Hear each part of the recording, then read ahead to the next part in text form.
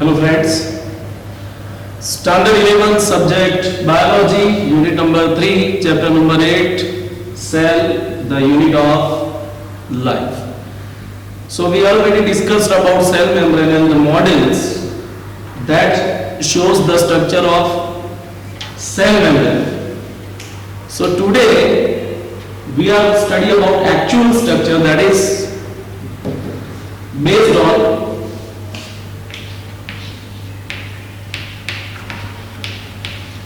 fluid mosaic model, and according to this model we can say the structure of cell membrane is based on fluid mosaic model. According to that, it's nothing but its structure resemblance to the protein iceberg in a sea of lipid. The protein iceberg in a sea of lipid. What is that? Or lipids. So we already know. So protein iceberg in a sea of lipids. इसका मतलब तो मैंने पहले ही बता दिया कि lipid we already knows about the structure of cell membrane कि cell membrane बना किसका होता है lipid bilayer. It is made up of lipid bilayer. Bilayer मतलब दो लेयर. ओके, तो ऐसा कहा जा सकता है अकॉर्डिंग टू दिस मॉडल कि भी जो आइसबर्ग बर्फ के टुकड़े जैसे होते हैं वैसे protein scatterly in between present into the lipid. Lipid के बीच बीच में प्रोटीन प्रेजेंट है. Okay, let us we understand the structure of that. So first of all we can से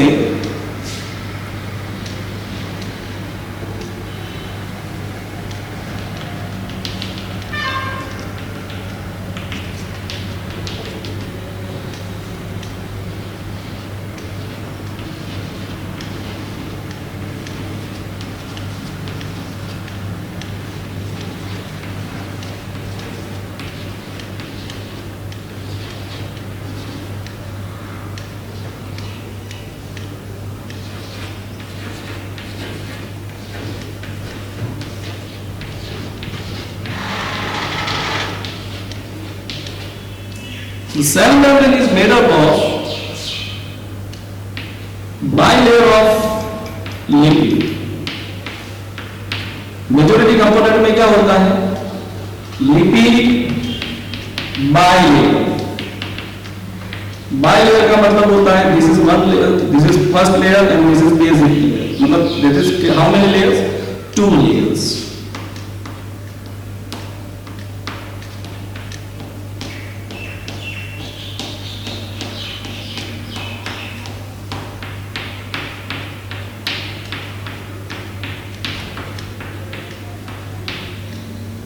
लिपिड के 2 layer. The cell membrane is made up of lipid bilayer. Bilayer में भी आपको दिख रहा होगा there is head and there is tell.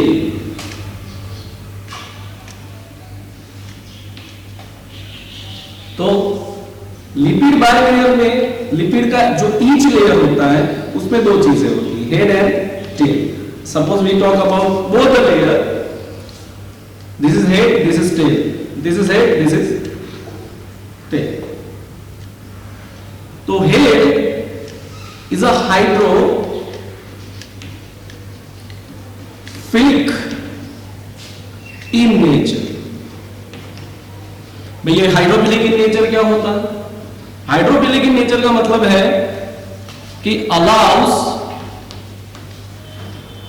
Water to pass across. कि जो हेड वाला रीजन है इट्स हाइड्रोफिलिक, वाटर को अलाउड करता है पास होने के लिए, while tail is a hydrophobic. ये हाइड्रोफोबिक का मतलब होता है it can not allows the water and water molecule to pass across. Okay, so this is about lipid bilayer. So it has head and tail. Now in between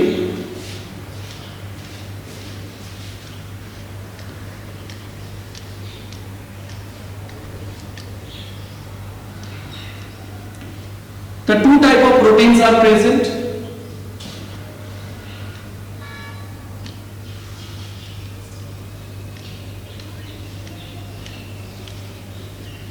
The protein which are deeply penetrating.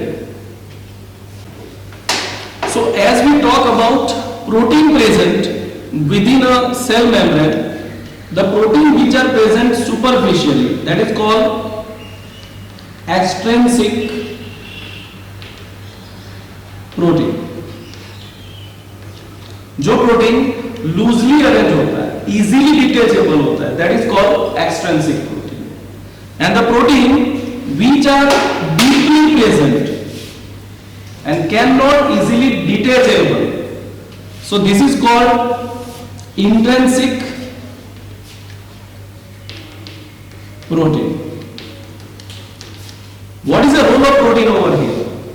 यहां पर protein का क्या role होता है? So for transport, अंदर या तो बाहर ट्रांसपोर्ट के लिए प्रोटीन का मेजर रोल होता है. उसके अलावा they can also act as enzyme. The protein role over here is transport channel के फॉर्म में होते हैं, कैरियर के फॉर्म में भी होते हैं, to pass across the various material. As we know the cell membrane is selective permeable. So it cannot allows all the molecule pass across. फिर से मैं रिपीट कर दूं कि ऐसे तो हमारा ये सेल मेम्ब्रेन है वो लिपिड के दो लेयर का बना होता है, जिसमें हेड हाइड्रोफिलिक मतलब कि वाटर को अलाउ करता है to pass across and water insoluble molecules को भी अलाउ करता है.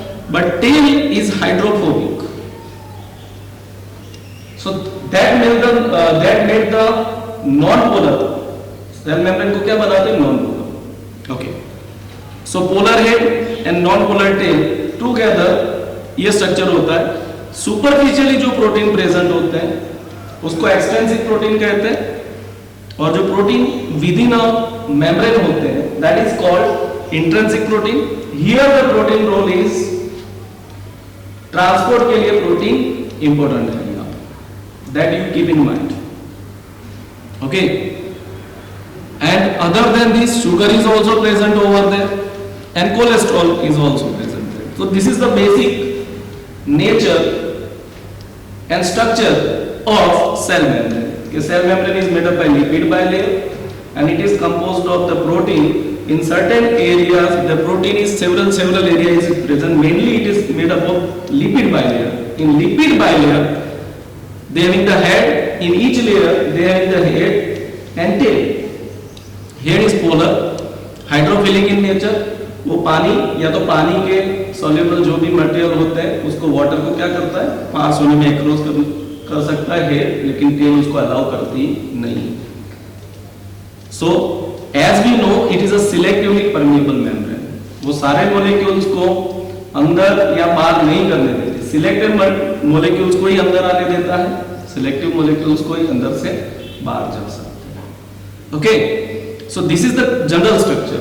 और जो प्रोटीन है superficially that is called extrinsic protein. The protein which is deeply present not easily detachable, उसको निकाल नहीं सकते, that is called intrinsic protein. So this is the all over structure of cell membrane. Let us we talk about the different functionalities. Functionality में तो अलग अलग functionality हमने prokaryotic cell के सेल मेम्ब्रेन के टाइम पे पढ़ी हुई, एक्सटेंशंस वगैरह. यहां पर हम ट्रांसपोर्ट की बात करेंगे. Actually transport we learn in 11th chapter, transport in plant. But यहां पर मैं आपको हाईलाइटेड कर देता हूं. Let us be understand the mainly function. all know the cell membrane is selective permeable membrane.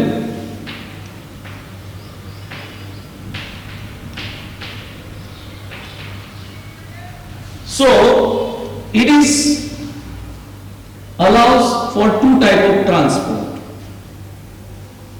One I am talking about passive transport. What is passive transport? Passive transport में क्या होता है? Energy does not require.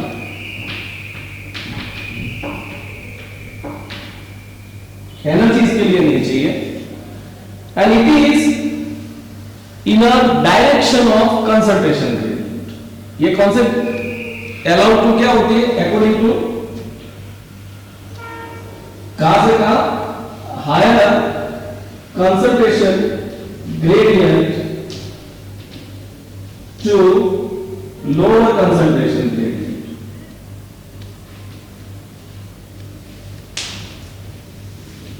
जिसे force मिल जाता है, मतलब higher concentration को कहा जाएगा lower concentration gradient. So it has a force. तो यहां पर एनर्जी की कोई जरूरत नहीं पड़ती. फॉर एग्जांपल पैसिव ट्रांसपोर्ट में एग्जांपल लेते हैं डिफ्यूजन. सो डिफ्यूजन हम गैसेस डिफ्यूजन देख सकते हैं गैसेस का. And we also see the water transport by diffusion.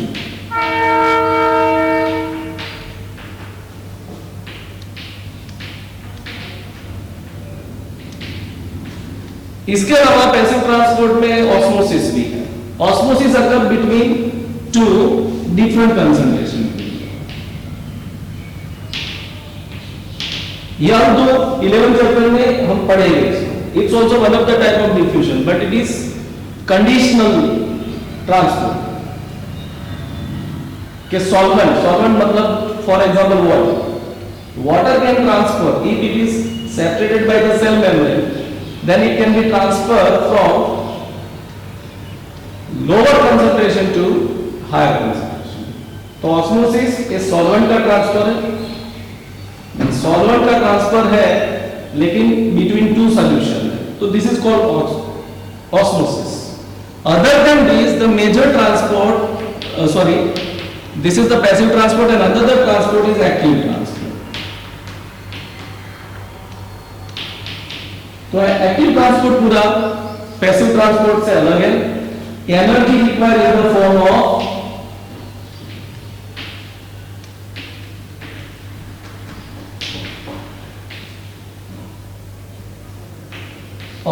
ATP and it is against concentration gradient. देखो against concentration gradient है, इसीलिए क्या होता है कि उसको फोर्स नहीं मिल पाती, वो प्रेशर नहीं बिल्डअप होता. So they have to allow the molecules across a membrane. So it require energy in the form of ATP. ATP याद रखना वो करेंसी है. जैसे हम पैसे खर्च करते हैं हर जगह, तो मनी जो हमारा रुपी है, it's a currency of India. तो वैसे सेल के लिए कोई भी सेल है तो उसको जो एनर्जी खर्च करनी पड़ेगी, जो यूज करनी पड़ेगी, यूटिलाइज करनी पड़ेगी, it's a one of the form of ये करेंसी है, एडेनोसाइन ट्राइफॉस्फेट. तो इसमें एनर्जी चाहिए. दूसरा ये अगेंस्ट कंसंट्रेशन